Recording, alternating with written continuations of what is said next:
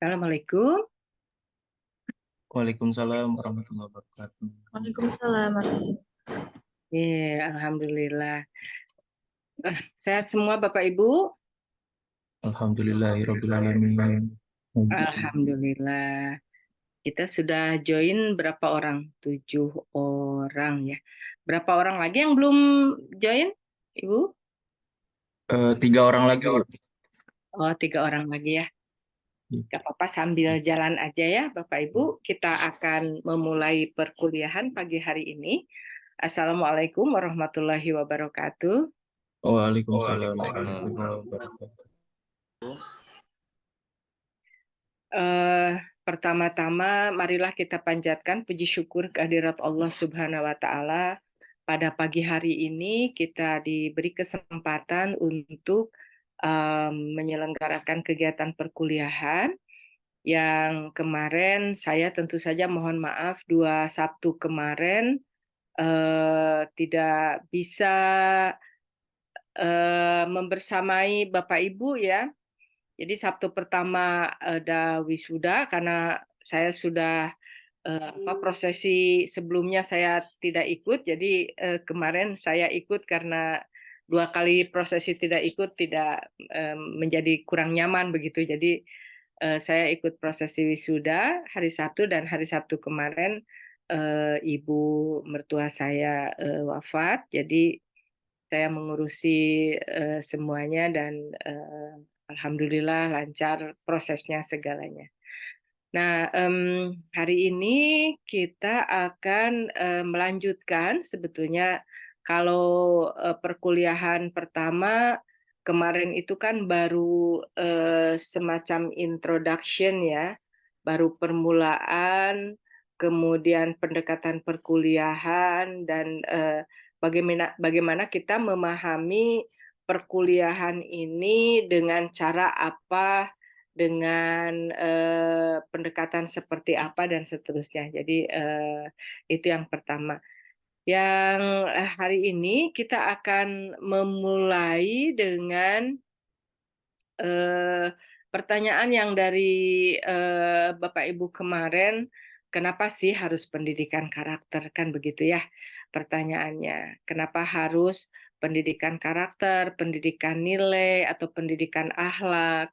Apa bedanya pendidikan karakter dengan pendidikan akhlak, dan seterusnya. Hari ini kita akan memulai pembahasan itu. Kemudian yang ketiga, RPS-nya itu nanti saya ada sedikit harus saya edit. Tadinya hari ini mau saya tayangkan, tapi ada harus saya edit sedikit. Nanti saya share di grup atau saya kasih ke Ibu Nurla ya. Setelah saya edit. Nah, hari ini kita akan memulai, mudah-mudahan Bapak Ibu dalam kondisi yang fit, yang sehat, yang siap untuk mengikuti perkuliahan kita pada pagi hari ini, dan hari ini yang full ya, saya lihat jadwalnya full sekali Bapak Ibu untuk perkuliahan kelasnya. Memang kalau semester pertama, kedua, ketiga itu perkuliahan coursework-nya, perkuliahan di kelasnya akan menjadi penuh. Tapi setelah itu Bapak Ibu fokus ke self management untuk penyelesaian disertasi. Kemarin saya menguji kompre hari Minggu yang lalu, itu ada jurusan bahasa Arab yang angkatan 2018 ya. Baru kompre begitu, sedangkan tahapannya kan masih jauh ya, harus ada ujian ujian bimber, progres, ujian tertutup, ujian terbuka, terus sementara waktunya juga sudah sangat mepet. Mudah-mudahan Bapak Ibu tidak dipepet-pepet waktunya sampai ke ujung ya, sampai ke akhir. Ini masih awal semester 1. Jadi waktunya masih panjang, tetapi jangan juga terbuai karena waktunya masih panjang. Harus punya self planning yang bagus untuk berapa semester harus saya menyelesaikan disertasi begitu ya. Saya selalu ingatkan ini Bapak Ibu karena terkhusus untuk PBA ini yang tidak pernah ada yang lulus tepat waktu gitu ya. Jadi selalu saya ingatkan. Ini kok Ibu rewel gitu ya, cerewet, bukan, untuk kebaikan Bapak Ibu semua supaya nanti di samping Bapak Ibu juga argonya tidak jebol-jebol amat begitu ya. Juga untuk prodinya kan akreditasinya jadi bagus karena banyak lulusannya yang tepat waktu begitu. Nah itu. Kita akan memulai. Saya akan share materi. Bentar. Share.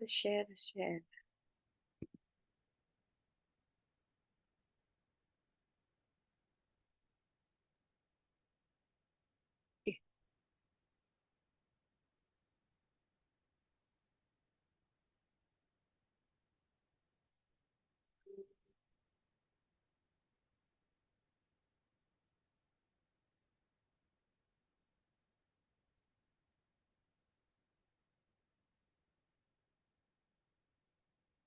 share-nya rupanya harus login dulu. Saya coba lagi ya. Share.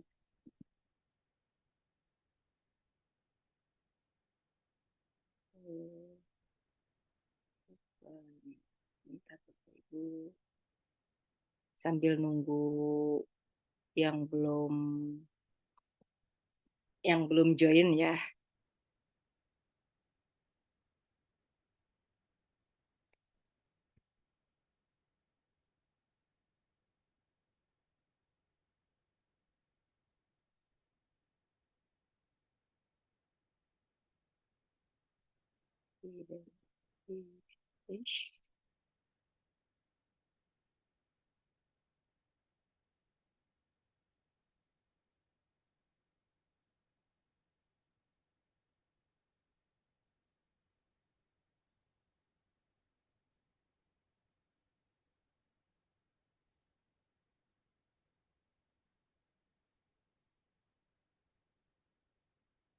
Sudah munculkah? Sudah ada di Bapak Ibu? Sudah. Sudah ya? Ibu, sudah ada. Oke, jadi ada tiga hal Bapak Ibu yang melatar belakangi kenapa harus ada pendidikan karakter, pendidikan nilai, pendidikan akhlak, apapun istilahnya ya. Nanti terakhir saya akan menjelaskan apa bedanya. Kalau kita lihat dari ini yang pertama saya coba.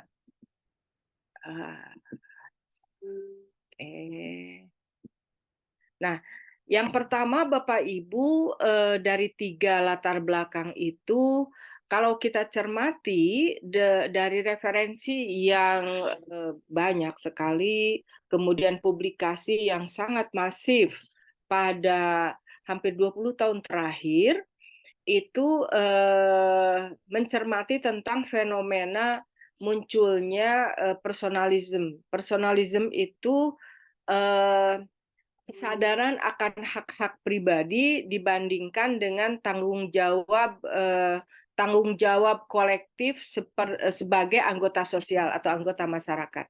Jadi munculnya kesadaran akan hak-hak pribadi itu sangat mendominasi kehidupan masyarakat pada sebetulnya sih awal tahun 1970-an itu sudah mulai terasa betul.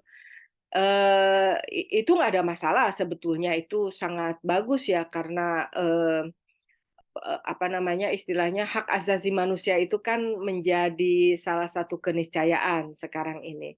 Cuman yang menjadi masalah itu adalah personalisme ini menyebar ke sekolah gitu.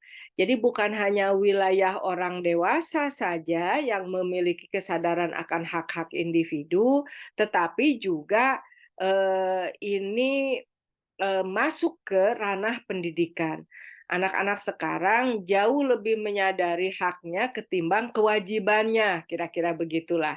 Nah, munculnya personalism ini menyebabkan para ahli pendidikan mencoba merekonstruksi ulang kira-kira pendidikan yang tepat itu yang seperti apa untuk menjawab tantangan dan kondisi perubahan nilai, bukan hanya perubahan paradigma ya. Kalau shifting paradigm kan itu berkaitan dengan nilai apa. Nah, tapi ini juga ini yang terjadi adalah perubahan nilai dalam tata kelola kehidupan masyarakat dan kemudian menyebabkan rekonstruksi pada ranah pendidikan. Nah, itu yang pertama.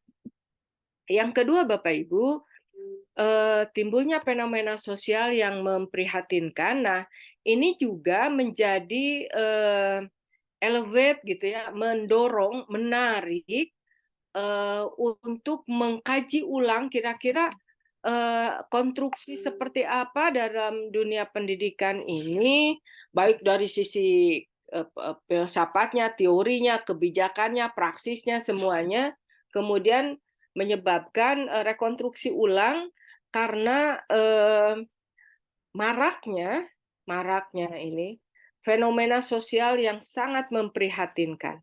Kekerasan, kriminalitas, kerusuhan, ya, degradasi moral. Bapak Ibu, dulu sekolah itu dianggap tempat yang paling aman, paling nyaman untuk menumbuh kembangkan segala potensi anak didik dulu. Nah, kalaupun ada bocor-bocor sedikit itu sedikit sekali begitu ya. Ketika di rumah kan ada tripusat pendidikan ya, rumah, sekolah, masyarakat begitu. Dalam teori pendidikan, tripusat pendidikan itu sampai hari ini masih berlaku. Artinya pendidikan itu terdiri dari pendidikan di rumah, pendidikan di sekolah, dan pendidikan di masyarakat. Nah, dulu memang sekolah itulah yang paling aman. Nah, sehingga ketika terjadi bocor-bocor di rumah dalam hal pendidikan anak, itu sekolah itu yang paling aman. Tapi kalau kita cermati fenomena hari ini, Bapak Ibu, sangat-sangat mengkhawatirkan. Justru tempat yang paling aman untuk bertumbuh kembang anak-anak kita itu terjadinya di sekolah hari ini. Kekerasan, bullying, kemudian apa ya, pelecehan begitu, justru terjadinya di sekolah gitu ya. Banyak sekali kasusnya. Terakhir seperti yang kita tahu, anak-anak yang ngebully temennya atau temennya dibully oleh temennya begitu ya. Adik kelasnya dibully oleh kakak kelasnya, ada yang dicolok matanya lah, ada yang di smackdown kan sampai masuk rumah sakit yang kemarin itu. Padahal itu alumni pesantren loh itu yang men-smackdown-nya itu kan. Saya sempat lihat juga itu, status-statusnya dia itu, luar biasa ya. Anak usia 13 tahun aja memiliki tingkat apa ya, tingkat, intensitas kriminalitas yang seperti orang dewasa begitu. Dan dia, tega saja begitu ya, dan ternyata kasusnya juga sudah banyak. Kemudian yang ini belum selesai, ada ini, ada yang lain lagi, ada yang lain lagi, terus-menerus gitu ya, kekerasan dan bullying itu terjadi di sekolah. Belum lagi tadi pelecehan seksual, pelecehan verbal, pelecehan, fisik, itu juga terjadi. Jadi Bapak Ibu, kalau kita lihat, eee, media untuk anak kita tumbuh kembang itu menjadi sangat sempit begitu. Rumah Rumah tangga ya, keluarga, itu kan pondasi awal membangun ini. Tapi sekarang rumah tangganya atau keluarganya itu juga sudah tsunami, sudah banyak bocornya, nilai-nilainya juga sudah tidak jelas, kemudian pengaruh teknologi juga luar biasa, ayah ibunya kemana, anaknya kemana, begitu kan. di rumah ada berkumpul tetapi masing-masing dengan HP-nya dan seterusnya dan seterusnya. Jadi keluarga yang menjadi basis pengembangan nilai-nilai karakter anak ini juga sudah tidak kondusif. Nah, belum lagi di sekolah yang harusnya itu menjadi tempat yang paling aman pun itu kasusnya menjadi sangat luar biasa, banyak begitu ya. Di masyarakat misalnya, kalau kita Tripusat Pendidikan itu ya. Masyarakat apalagi, jadi bukan bocor lagi, bukan banjir lagi, tsunami begitu. Jadi tsunami nilai. Jadi di sekolah diajarkan nilai-nilai baik, begitu anak keluar dari gerbang sekolah, gerbang kampusnya atau gerbang pintu pagar sekolah itu sudah wah kebun binatang keluar semua dari mulutnya itu kan gitu. Jadi cara berkomunikasinya sudah cara berkomunikasi yang kebun binatang saja begitu. Karena saya beberapa kesempatan misalnya ketika saya penelitian model-model pendidikan karakter untuk anak usia sekolah SMP SMA itu saya sering naik angkot Bapak Ibu. Saya sering naik angkot untuk mengobservasi pada jam-jam bubar kuliah dari Ujung Berung ke Cipadung saya dulu. Dari Ujung Berung ke Cipadung kan banyak sekolah tuh sekitar jajaran itu. Dari jalan-jalan Ahad Nasution itu kan sekolah banyak. Dan pada jam-jam itu saya sengaja naik angkot dari Cipadung ke Cicahe hanya untuk mengamati bagaimana perilaku anak-anak di ruang-ruang publik begitu. Nah, dan ketika naik angkot, mereka rata-rata naik angkot tuh dari mulai Ciporeat, kemudian Ujung Berung, kemudian ke sananya ya kan banyak sekali sekolahnya. Itu tidak ada lagi profil gitu ya, profil anak-anak yang kita bayangkan memiliki tata bahasa yang kita inginkan begitu ya. Wah, sudah kebun binatang itulah keluar semua. Ketika saya sapa begitu, bukan ditegur, saya sapa. Saya bilang, Dek, ngomongnya pelan sedikit begitu ya, sopan sedikit aja sih memberi stimulasi begitu. Ini kan di angkot. Itu bukannya merendahkan suaranya, dia melotot sama saya gitu kan, melotot matanya melotot begitu ya.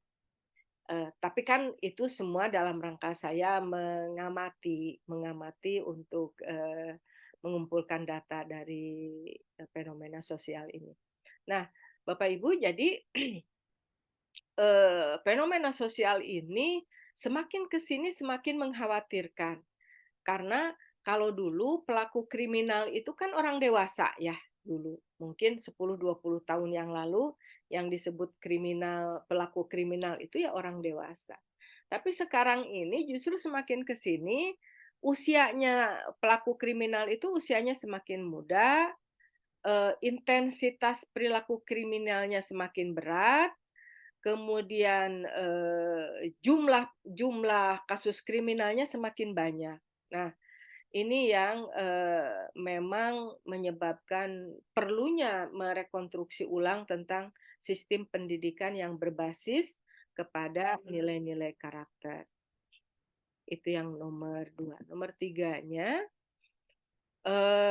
kalau ini memang bergesernya mainstream pemikiran pendidikan ini sudah agak lama sih fenomenanya ya. Kalau dulu kan pemikiran pendidikan itu sangat behavioristik.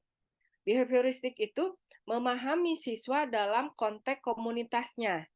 Jadi oleh karena itu kan sistemnya sistem klasikal Bapak Ibu. Kurikulum yang dari dulu diterapkan bahkan sampai hari ini pun itu sistemnya kan sistem klasikal. Kemudian analisis kurikulumnya juga analisisnya klasikal. Jadi konteks anak dalam komunitasnya, bukan konteks anak as a human.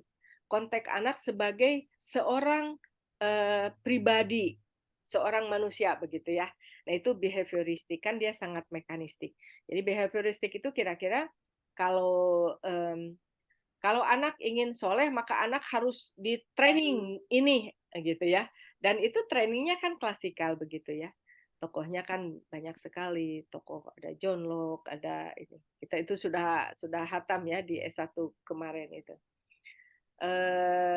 Nah, bergeser ke humanistik. Humanistik ini Bapak Ibu aliran pemikiran pendidikan ini yang kemudian lebih memahami siswa dalam konteks kediriannya as a self, as a human, as a person begitu, not as a people. Jadi kalau behavioristik itu memahami as a people in a community, tetapi kalau humanistik itu lebih memahami as a person, as a self in a community. Jadi memahami dirinya dalam komunitas. Oleh karena itu, maka praksis pendidikannya kan sekarang praksis pendidikan di sekolah itu konstruktivisme gitu ya.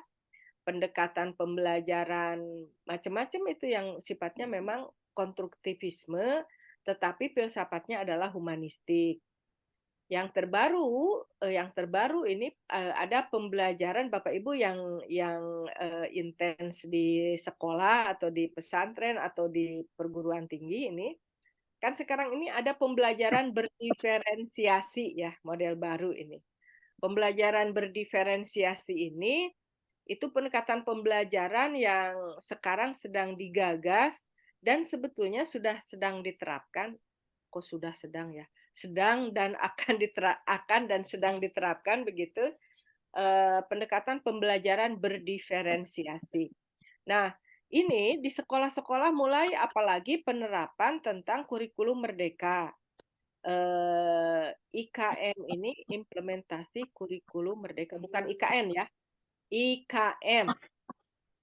Jadi implementasi kurikulum merdeka ini ada salah satu pilarnya yakni pendidikan berdiferensiasi, pembelajaran berdiferensiasi. Artinya pembelajaran yang memperhatikan kira-kira, memperhatikan siswa, individu, orang per orang, dilihat dalam konteks potensinya, kapasitasnya, kemampuannya, bakat minatnya, begitu. Jadi model pendidikan yang pendekatannya adalah individualism atau dalam istilah pendidikan itu pendidikan individualized education itu ya yang terkenal sekarang itu Bapak Ibu. Jadi pendidikan yang mengarah kepada pencapaian kemampuan anak secara personal. Karena setiap anak itu setiap anak itu unik begitu. Nah, menurut saya bagus ya pendekatan berdiferensiasi ini, pembelajaran berdiferensiasi ini. Tapi kan juga harus didukung oleh sarana prasarana yang memadai. Kalau sarana prasarananya tidak memadai, gurunya tidak memahami, kultur sekolahnya tidak mendukung, ya tidak akan terjadi juga. Yang terjadi adalah tadi fenomena kekerasan sosial di sekolah begitu. Nah, kembali ke pembelajaran berdiferensiasi ini, jadi itu yang sekarang ya, sedang diterapkan. Belum sih gitu ya. Belum sih, baru tingkat wacana saja kalau saya lihat ya di praksis kurikulumnya. Karena tadi membutuhkan berbagai sarana yang menunjang terhadap terlaksananya pembelajaran berdiferensiasi. Nah, kalau dalam konteks pendidikan karakter, pembelajaran berdiferensiasi ini bagus sebetulnya supaya anak per anak itu bisa dipantau oleh gurunya dalam konteks perkembangan perilaku karakternya, begitu ya, perilaku karakternya. Ya, cuman tadi lagi-lagi ada beberapa syarat yang harus dipenuhi. Nah, dalam konteks karakter juga bahwa setiap orang itu memang unik. Jadi dalam teori kepribadian itu begini, manusia itu kita human itu adalah disebut dengan non-repeated phenomenon. Itu ya, itu teorinya itu. Non-repeated phenomenon. Jadi fenomena yang tidak berulang. Manusia itu adalah satu makhluk yang memiliki fenomena tidak berulang. Hari ini jumlah orang di planet bumi ini katanya kalau menurut PBB ya tahun 2020 itu ada 9 miliar penduduk bumi hari ini. Tapi tadi saya lihat berita di TV katanya penduduk bumi hari ini 8 miliar. Siapa yang ngitung juga? Susah juga kan ngitung apa 8 miliar atau 9 miliar lah. Siapa juga yang ngitungnya? Susah juga, nggak ada alatnya untuk menghitungnya ya secara akurat begitu. Kan ini mah hanya prediksi aja, perkiraan-perkiraan, ngitung jumlah dari masing-masing negara gitu. Nah, jadi sebut saja saya merefer ke berita tadi 8 miliar lah penduduk bumi hari ini, itu tidak ada satupun yang sama. Nggak ada yang sama. Coba itu apa ya, sidik jari ya, sidik jari. Kalau kita bikin KTP, Bapak Ibu, atau apapun, itu sidik jari itu kenapa harus pakai sidik jari ya? Diceplok gitu ke kertas. Wah, bapak-bapak yang tidak mengerti bahasa Sunda, jadi terjemahkan aja lah sama itu ya, sama kalau semuanya. Apa itu diceplok dalam sidik jari, diceplok di kertas begitu. Intinya begini, sidik jari 8 miliar orang di bumi itu tidak ada yang tahu, tidak ada yang sama. Bahkan yang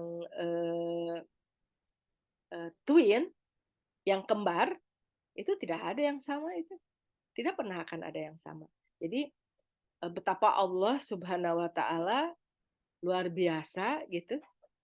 Tidak ada teknologi yang bisa menduplikasi kehebatan ini.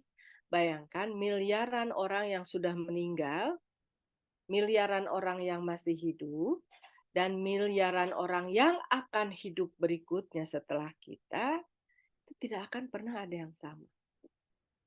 Maka disebut dengan manusia itu fenomena non-repeated phenomenon.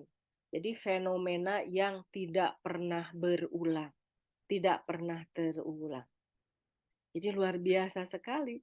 Dan konteks inilah yang kemudian sekarang diadopsi dalam pemikiran pendidikan menjadi pendidikan tadi ya, humanistik, modelnya berdiferensiasi, modelnya konstruktivistik, modelnya cooperative learning, dan seterusnya lah ya, banyak sekali.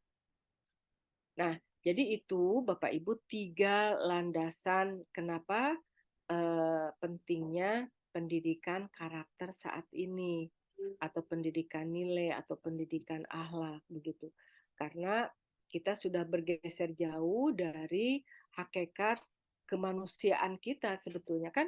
Hakikat kemanusiaan kita ini ada hardware kita, fisik kita, tapi ada software kita. Software kita itu juga harus ada makanannya ya Bapak Ibu. Hardware-nya ada makanannya, makanan kita hari-hari. Kan manusia itu dibagi 3 dalam teori. Nah itu bedanya pendidikan kajian ini Bapak Ibu, yang saya sebut kemarin, salah satu ciri dari bidang kajian itu adalah multidisiplin ya, bukan monodisiplin. Tadi saya cerita tentang kepribadian itu menggunakan teori psikologi kepribadian. Jadi pendekatannya pendekatan psikologi kepribadian. Ada pendekatan agama. Jadi berbagai macam pendekatan ilmu kita gunakan sebagai pisau analisis untuk memahami fenomena ini begitu. Jadi maaf, ambil minum dulu sebentar aja ya. Lupa saya tidak menyediakan minum. Bapak Ibu harusnya gosen minum ke sini, jadi tidak tidak ngagorok ya, bentar ya Bapak Ibu, mohon maaf.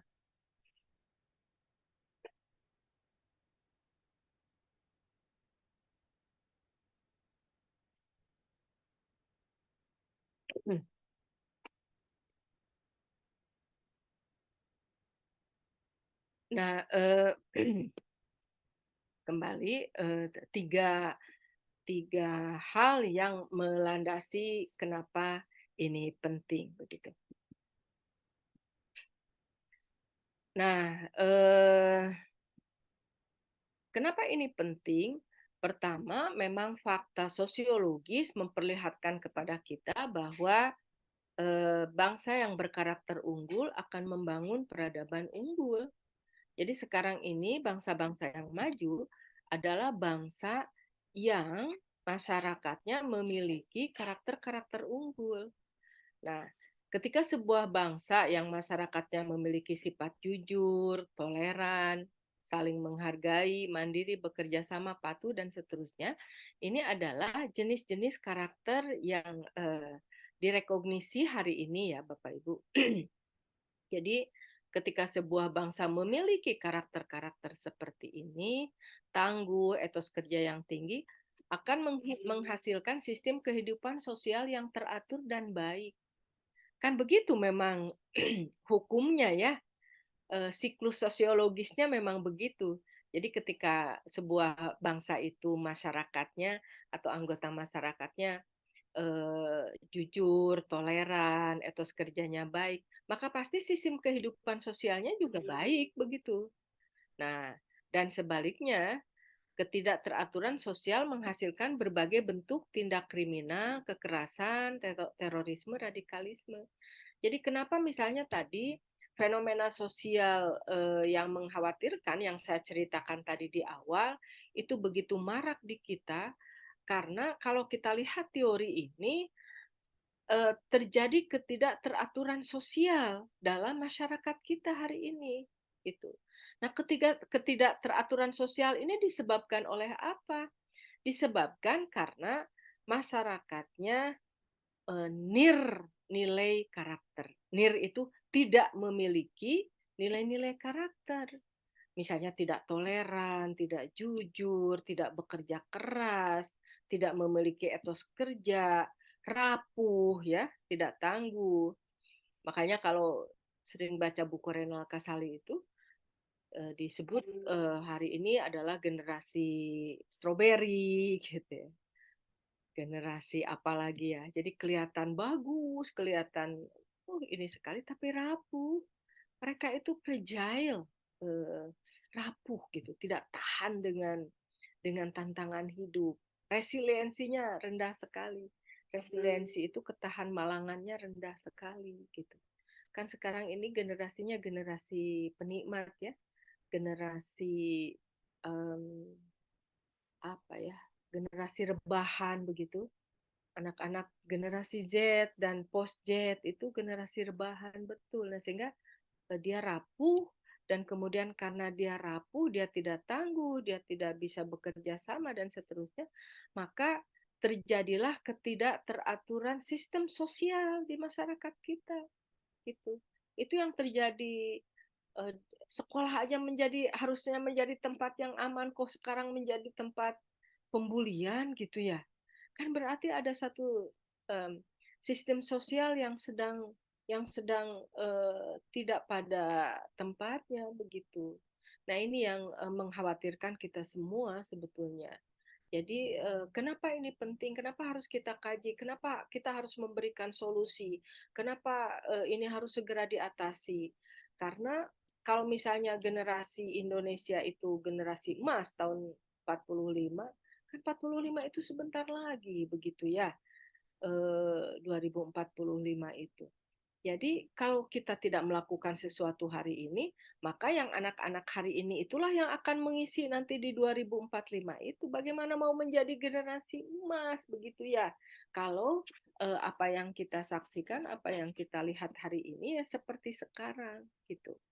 Nah itu Bapak Ibu, jadi kalau sekarang ini kan begini, lokomotif peradaban di Asia ya. Kalau Mas Dawam Raharjo, Allahu yarham, Mas Dawam itu menyebutnya fenomena bangsa-bangsa Asia sekarang itu yang muncul menjadi lokomotif peradaban baru di Asia itu adalah negara-negara modern Asia yang non-Islam gitu, yang non-Islam. Nah, jadi negara modern baru yang non-Islam dan Asia itu yang menjadi lokomotif peradaban baru sekarang ini.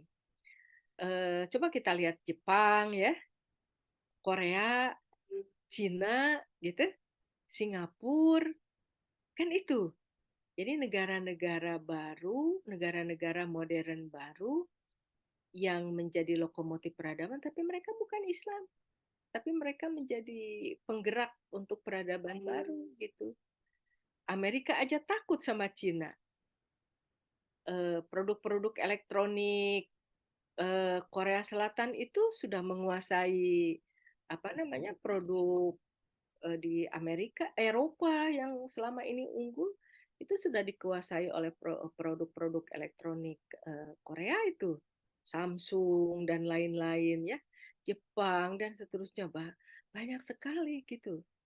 Bahkan Korea itu dengan budaya K-pop-nya itu juga sudah merambah ke generasi muda, bukan hanya di Indonesia tapi di hampir banyak negara begitu.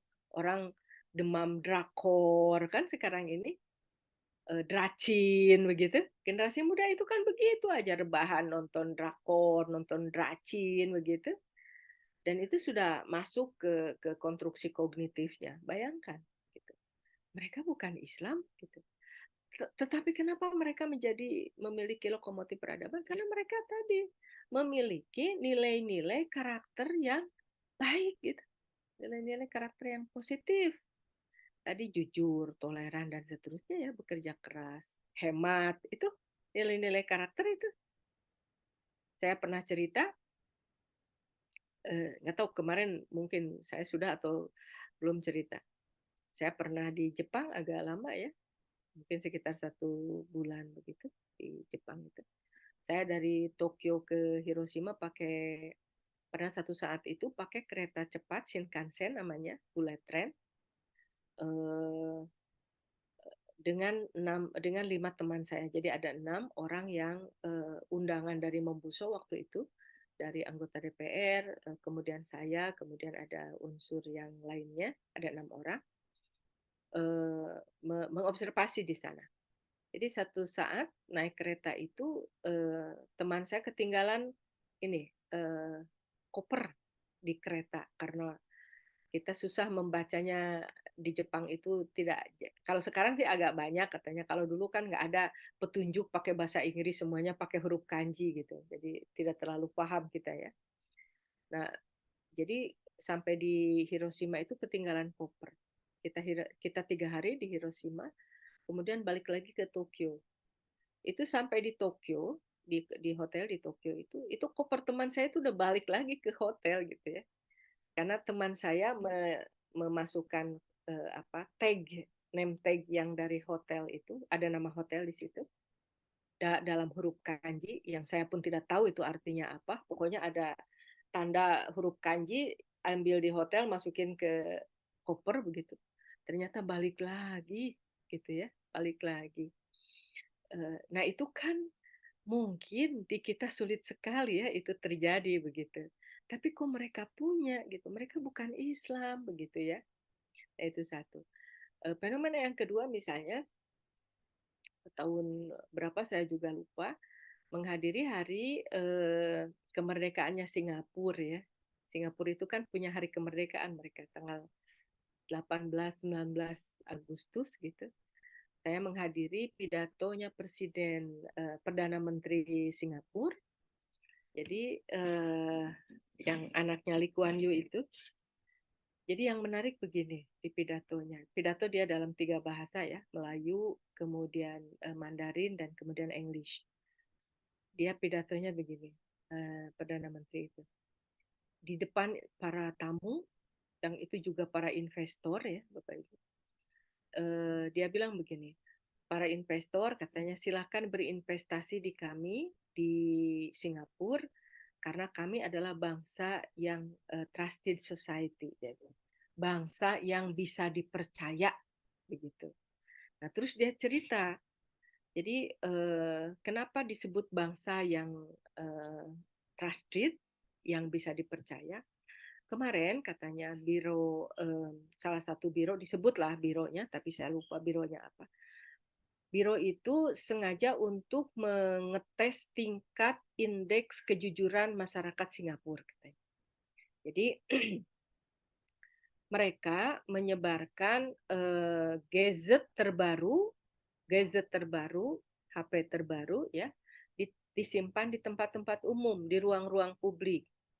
Jadi di terminal, di shelter bus, di mall, pokoknya di taman begitu. Pokoknya di ruang-ruang publik, kemudian HP itu disimpan begitu.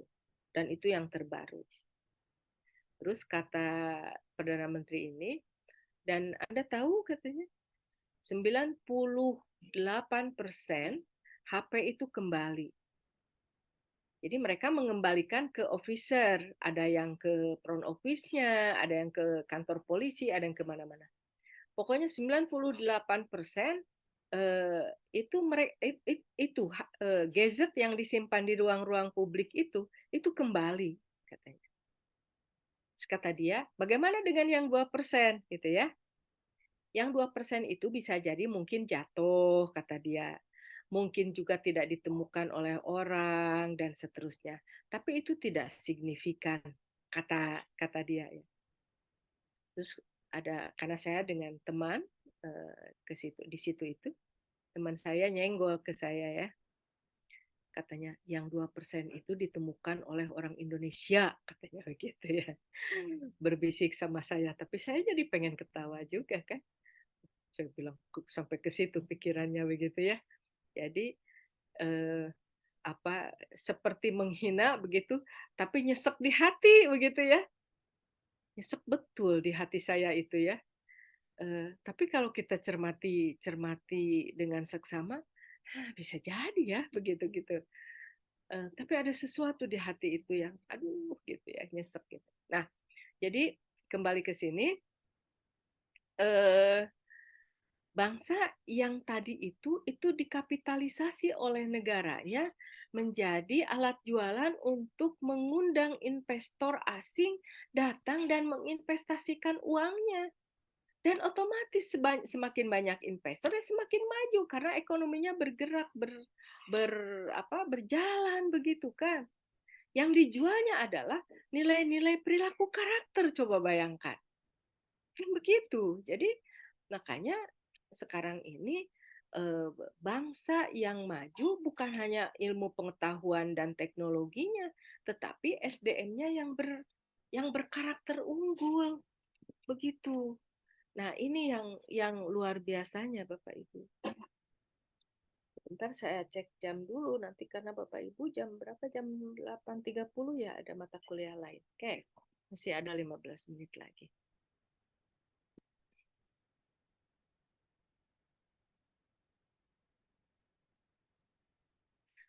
Nah, kalau begitu apa sih pengertian karakter ya? Karakter ini salah satu perilaku sih yang bersumber satu karakter itu bisa dibaca ya.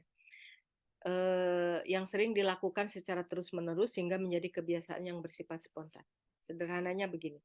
Ini saya ambil dari Al-Ghazali ya Bapak Ibu definisi ini ya.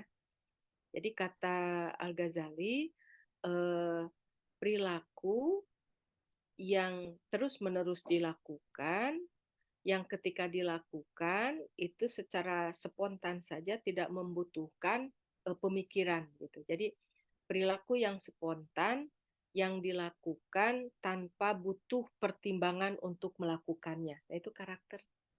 Itu Al-Ghazali itu luar biasa loh mendefinisikan karakternya. Al-Ghazali sendiri itu menyebutnya sebagai akhlak ya. Jadi perilaku yang memang ketika dilakukan itu tidak membutuhkan lagi pertimbangan untuk melakukannya spontan saja. Misalnya begini, ketika kita sedang berjalan, kemudian di depan kita melihat sampah ya, sampah di depan mata kita misalnya. Nah, kita akan otomatis mengambil sampah itu dan kemudian membuang ke tempat sampah. Nah, itu perilaku, itu karakter gitu, itu akhlak. Jadi tidak mikir dulu ini teh ambil, enggak gitu ya. Atau misalnya kita lagi berjalan ada pecahan beling ya, tanpa sengaja kita melihat ada pecahan beling.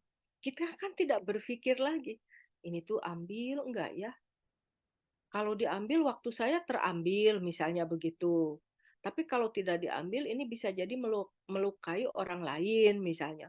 Mikir bolak-balik pertimbangan gitu ya. Nah, itu berarti ciri belum menjadi karakter gitu, belum menjadi akhlak. Atau misalnya ada hal lain misalnya, ada kertas di kampus ya atau di sekolah. Ini teh ambil enggak ya? Satu lagi butuh kertas. Ini korupsi enggak ya gitu. Kalau saya ambil ya korupsi sih. Korupsi kertas misalnya begitu. Tapi kalau tidak saya ambil, ini saya butuh gitu ya. Kertas ini. Mikir bolak-balik begitu. Nah, itu belum menjadi karakter, belum menjadi akhlak baik. Karena dia akan spontan gitu. Jadi berperilaku jujur, tanggung jawab, dan semua-semuanya. Ada 18 jenis nilai karakter Bapak Ibu di Permendikbud ya tahun 2013, 2010 sih mulainya. 2013, 2013 itu 2011 keluar, 2013 diperbaharui. Itu ada 18 jenis nilai karakter. Jadi religius, bertanggung jawab, mandiri, cerdas, bekerja keras, berani dan seterusnya ya. Ibu Bapak bisa cek 18 jenis nilai karakter yang ada dalam Permendikbud. Itu yang jadi rujukan. Nah, 18 jenis nilai karakter itu yang diidentifikasi sebagai bentuk-bentuk karakter yang harus dimiliki oleh siswa dan juga oleh kita semua. Nah, kalau begitu perilaku yang seperti apa yang disebut karakter yang ketika dilakukan spontan? Nah, karakter itu adalah perilaku yang dilandasi oleh nilai-nilai moral. Itu keyword-nya ya. Perilaku yang dilandasi oleh nilai-nilai moral. Jadi, kalau kita bicara, kalau kita berjalan, kalau kita itu bukan karakter. Itu. Karena tidak ada nilai moral di situ, bukan dilandasi oleh nilai moral. Tapi misalnya ketika kita sebut santun gitu ya, kita kan menyebut, ih dia mah bicaranya santun. Nah, ketika dalam bicara itu dilabeli dengan nilai santun, nilai-nilai moral kesantunan, maka itu sudah menjadi karakter. Tapi kalau bicara, saya bicara, kemudian Pak Sugih bicara, Pak Gilang bicara, Ibu Nurla bicara, itu bukan karakter karena bukan nilai, tidak ada landasan nilai moralnya. Tapi kalau misalnya Pak Sugih kalau bicara itu santun, Pak Gilang kalau bicaranya santun. Nah, bicara santun itulah karakter. Ibu Nurla itu jujur. Nah, jujur itu karakter. Jadi perilaku yang sudah dilandasi oleh nilai-nilai moral itu karakter. Gitu. Jadi kalau orang tidur, orang apa itu bukan karakter. Itu mah ya perilaku biasa saja karena di situnya tidak ada nilai moral. Tapi kalau dia apa tidurnya tidak mengganggu orang, tidak di tempat umum, tidak ini, itu sudah karakter gitu ya. Jadi kalau bekerja biasa itu bukan karakter, tapi kalau sudah bekerja dengan tanggung jawab, nah itu karakter, gitu ya. Jadi di situ dalam perilaku kita ada nilai moral, itulah karakter. Jadi sederhana sih, gitu. Tapi implementasinya tidak sederhana. Ada proses yang panjang sekali. Karakter itu bukan dadakan dan tidak bisa dadakan. Dia didikan. Prosesnya panjang sekali. Bukan proses dadakan, tetapi proses didikan. Jadi itu ya. Nah ini saya ambil dari Al-Ghazali, karakter perilaku yang sudah menjadi spontan, tidak membutuhkan pertimbangan untuk melakukan. Jadi Jadi kalau Bapak Ibu bersedekah tapi harus di-syuting pakai kamera, nah itu bukan karakter Bapak Ibu ya. Apalagi yang lagi nyaleg-nyaleg, mana yang lagi nyaleg nih? Yang lagi nyaleg calon legislatif nih, kan memberi beras sekarung terus difoto gitu ya, di-upload di sosmed, beras nanti diambil lagi begitu, dikasih ke yang lain, difoto lagi, di-upload lagi, berasnya teh nguriling we, 1 karung dibagiin hanya untuk difoto begitu ya. Jadi, itu mah bukan karakter, eee, bukan karakter baik ya Bapak Ibu, itu mah beda nilai apa, niatnya ya. Banyak sekarang mah begitu, orang yang flexing-flexing di media sosial, pamer-pamer ABCD ya, segala macam. Itu bukan karakter Bapak Ibu, itu, niatnya sudah berbeda. Oke, nah ini pendidikan karakter itu ya, nanti Bapak Ibu bisa bisa baca, nanti saya juga akan, kirim ininya. Kemudian istilah yang sama ini ada etika, berkaitan berkaitan. Kalau etika itu pengetahuan yang membahas tentang baik buruk gitu ya. Kemudian saya akan sedikit lebih cepat Bapak Ibu karena saya akan tepat waktu nanti Bapak Ibu akan masuk mata kuliah. Ini suara saya kedengaran nggak ya? Kenceng nggak? Kenceng Ibu. Kedengaran Ya Clear jelas. ya? Oke, terima kasih. Sudah join semua 9 orang? Ada yang belum? Lengkap sudah semua. Terima kasih Pak Posma, nanti terjemahin ya ke bapak-bapak yang bahasa Indonesianya belum paham. Nanti pasti penterjemahannya jauh lebih bagus dari kalau saya kan membawakannya santai ya, banyak ininya nggak usah lah yang santai-santainya mah nggak usah disampaikan. Disampaikan aja yang keywordnya saja, keywordnya, poin-poin intinya saja. Oke, lanjut. Jadi ada istilah etika, ada istilah moral. Kalau etika itu pengetahuan tentang baik buruk tadi, kalau moral itu sudah sampai ke kondisi pikiran, perasaan, ucapan, perilaku manusia yang berkaitan dengan nilai baik dan buruk ya Bapak Ibu. Nah, karakter itu adalah perilaku yang dilandasi oleh nilai moral. Nah, moral yang ini yang dimaksud ya. Jadi pikiran, perasaan, ucapan, perilaku yang sudah terkait dengan nilai moral baik atau buruk, nilai-nilai baik atau buruk. Bukan hanya pengetahuan tapi ini. Nah, oleh karena itu maka karakter itu netral, Bapak Ibu. Jadi ada karakter baik, ada karakter eh, tidak baik. Makanya orang kan menyebutnya, si eta mah karakternya teh jahat gitu ya. Nah, jadi ada jahat, ada baik karena nilainya sendiri adalah ada yang nilai baik, ada yang nilai buruk begitu ya Bapak Ibu. Kemudian nilai, apa itu nilai? Nilai itu patokan norma yang mempengaruhi manusia dalam menentukan pilihan. Nah, ini penting karena nilai itu sebetulnya sadar atau tidak sadar kita digait oleh nilai ini.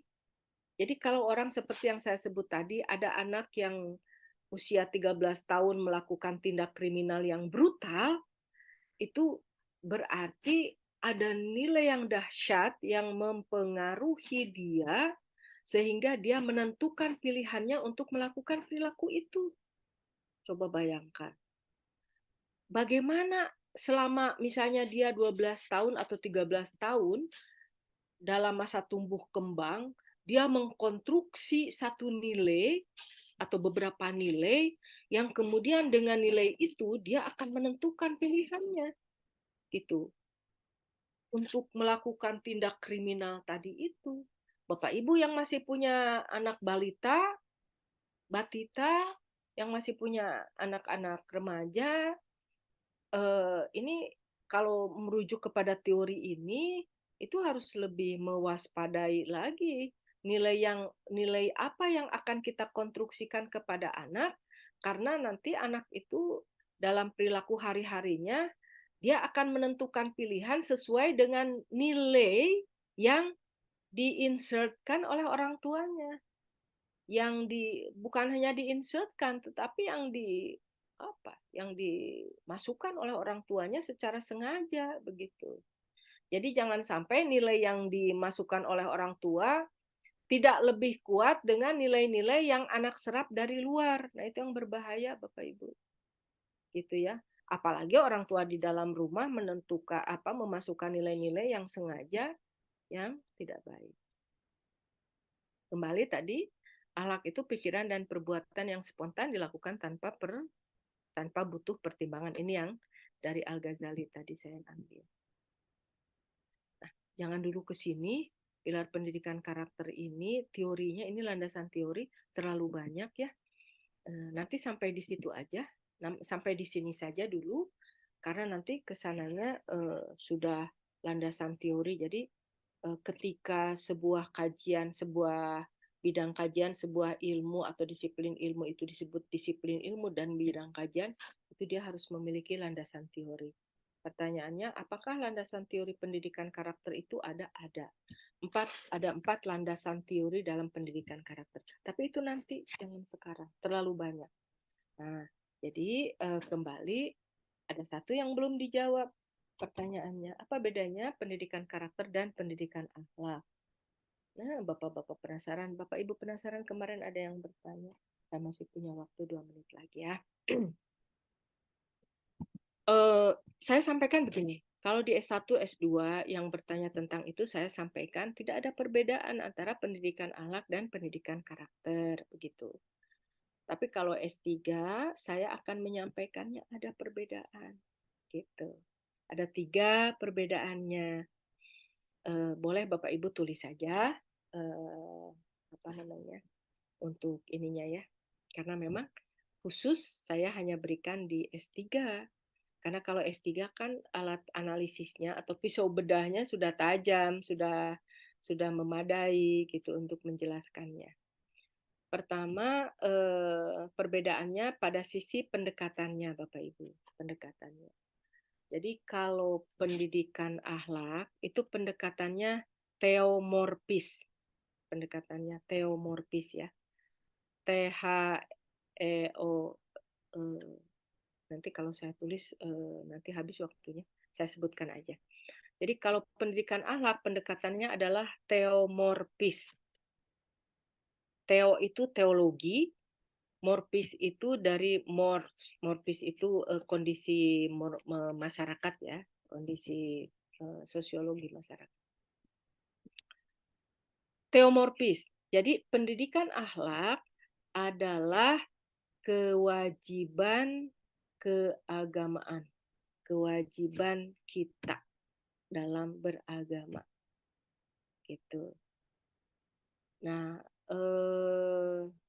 kalau pendidikan karakter itu disebut dengan antropomorfis. Antropo itu antropologi ya. Jadi hanya tugas kemanusiaan saja, bukan tugas ketuhanan, kira-kira begitu. Sekali lagi, kalau pendidikan akhlak itu adalah teomorfis, artinya tugas ketuhanan. Ada atau tidak ada fenomena, mau dunia ambruk seperti apa, kita berkewajiban untuk melakukan pendidikan akhlak pada generasi berikutnya, generasi kita dan generasi berikutnya. Karena keutamaan beragama itu bukan pada ritual ibadah. Ujungnya itu adalah terbentuknya akhlak.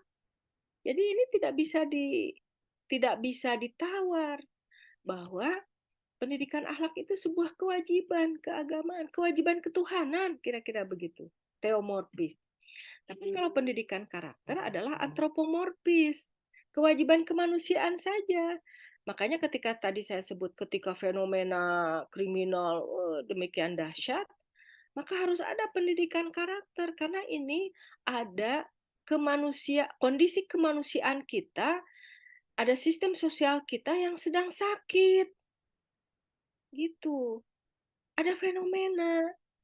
Maka kemudian ujungnya adalah solusi bagaimana ini supaya masyarakat ini tidak sakit.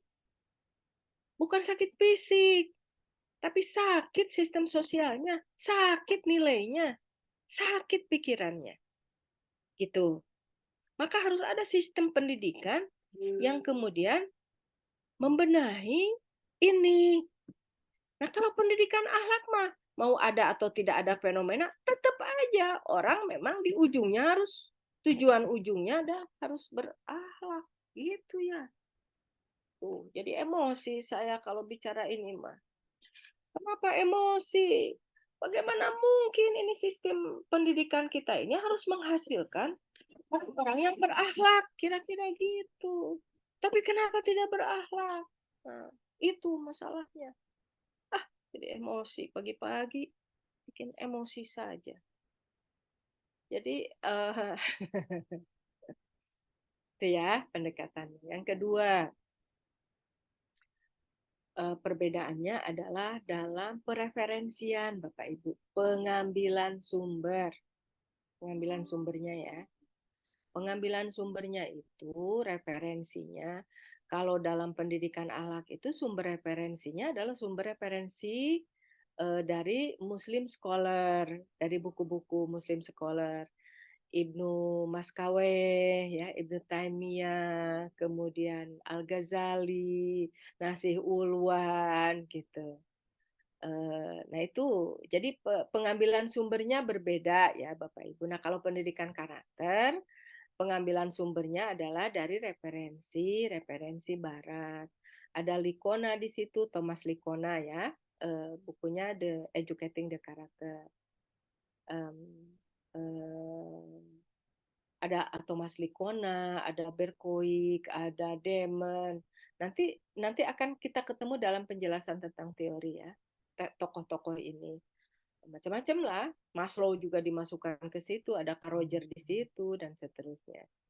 Nah, tapi juga ada tokoh-tokoh Muslim scholar yang memang menggabungkan. Nah, saya pada posisi di tengah, Bapak Ibu.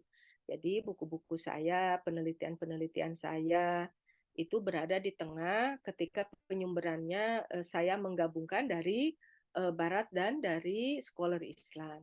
Oleh karena itu, maka buku-buku saya itu dijadikan rujukan di beberapa pasca sarjana karena referensinya menggabungkan antara referensi Barat dan referensi Timur begitu. Referensi Barat dan referensi bukan Timur dalam arti Islam dan non Islam ya gitu.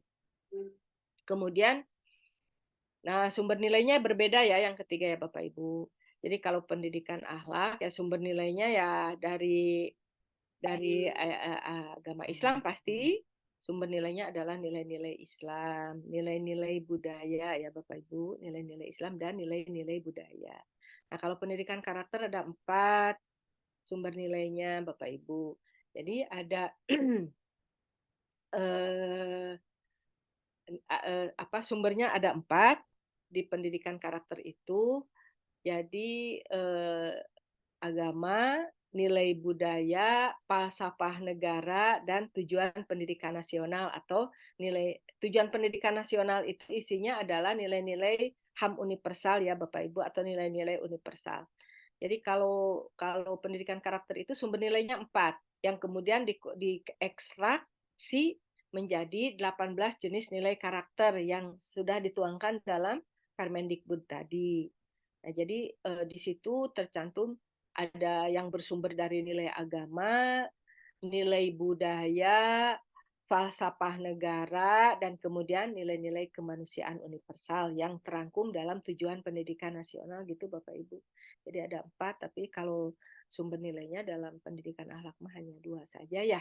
Jadi dari nilai-nilai agama dan nilai-nilai budaya. Kan akhlak itu juga sumbernya, salah satu sumbernya dari nilai budaya. Nanti kita akan ekstrak lebih luas lagi, yang lebih ini. Nah, kemudian kan pertanyaannya tadi, bagaimana mengkonstruksikan nilai-nilai tadi ada di sini ya, tapi tidak akan saya sampaikan hari ini. Ini nanti harus melewati dulu ini. Nah, ini proses nanti proses mengkonstruksinya, tapi nanti juga pertemuan berikutnya. Silabus dan RPS akan saya kirim ke Bapak Ibu ya. Mau saya edit tapi belum juga saya edit ya. Bapak Ibu terima kasih waktunya juga sudah lewat 6 menit karena Prof Aja atau Bu Andewi. Tuh Bu Andewinya sudah muncul. Bu Dr. Andewi sudah ada. Mohon maaf mengambil 6 menit lewat. Karena biasa kalau kuliah pagi-pagi dengan tema yang begitu bikin saya emosi hati begitu ya. Tapi bukan emosional, bukan. Tapi bagaimana kita membedah satu fenomena itu melalui pikiran dan melalui hati kita supaya lebih ini ya. Oke Bapak Ibu, terima kasih banyak Pak Kosma. Tugasnya tadi mentranslate keyword-keywordnya untuk Bapak-Bapak yang ada di luar. Mudah-mudahan tersampaikan dan terima kasih atas perhatiannya. Kita tidak buka tanya jawab karena Bu Dr. Andewinya sudah muncul ya. Nanti aja pertanyaannya minggu depan atau pertanyaannya bisa Bapak Ibu sampaikan di grup ya. Nanti akan saya jawab. Terima kasih. Akhirul kalam. Assalamualaikum warahmatullahi wabarakatuh. Waalaikumsalam. Warahmatullahi Terima kasih wabarakatuh. Bu. Terima kasih. Terima kasih Bu, syukran. Sama-sama. Izin live ya Bapak Ibu ya, izin ya. Ya Bu, Terima mangga. kasih, sehat selalu. Amin.